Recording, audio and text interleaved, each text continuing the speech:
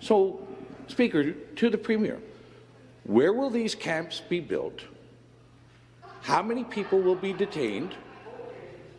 And for what reasons? For what reasons can people be kept in these isolation camps? And I'd like to have the Premier assure the people of Ontario. Member, take a seat. Is the province of Ontario, and for that matter, other provinces and territories, are they about to build internment camps as a way of dealing with the Wuhan virus? Now, I know, folks, it sounds preposterous, doesn't it? But Ontario MPP Randy Hillier, he wants to know, and I presume millions of Canadians would like to know. And as a matter of fact, Mr. Hillier raised this very point in question period in the Ontario legislature just a few days ago. Check it out.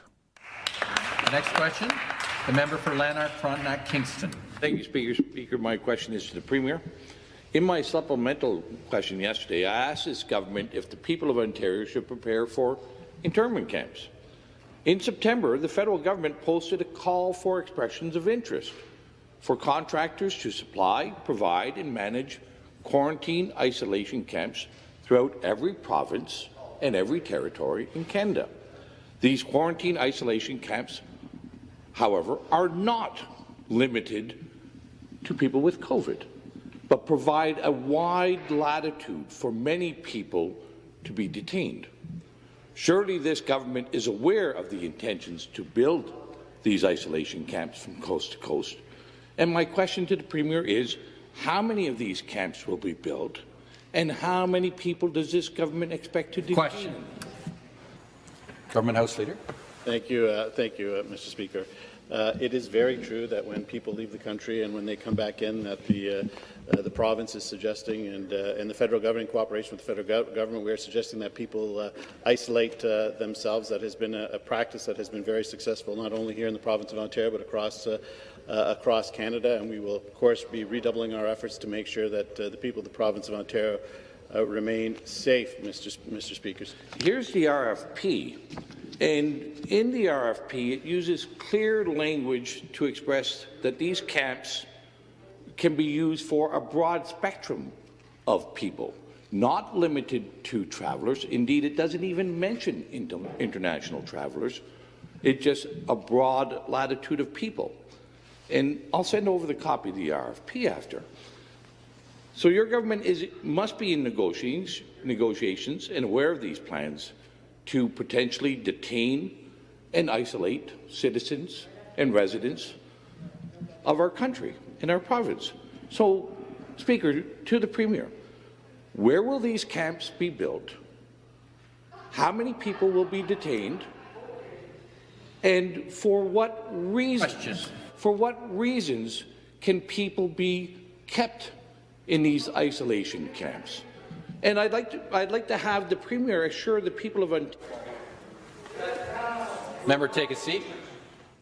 Wow, that's something. I think for Mr. Hillier's first question, the answer was evasive, to be kind. For the second question, there was no answer. They just cut it off. It's curious, folks, because I did reach out to Mr. Hillier, who was on the road. He wasn't able to join us for an interview, but he said that looking back at that question period experience, there were two red flags. The first one was the silence that continues from the federal government.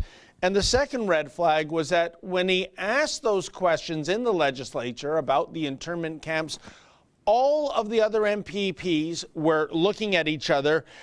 Randy says they either didn't know this issue or they preferred not to give any answers about this particular issue.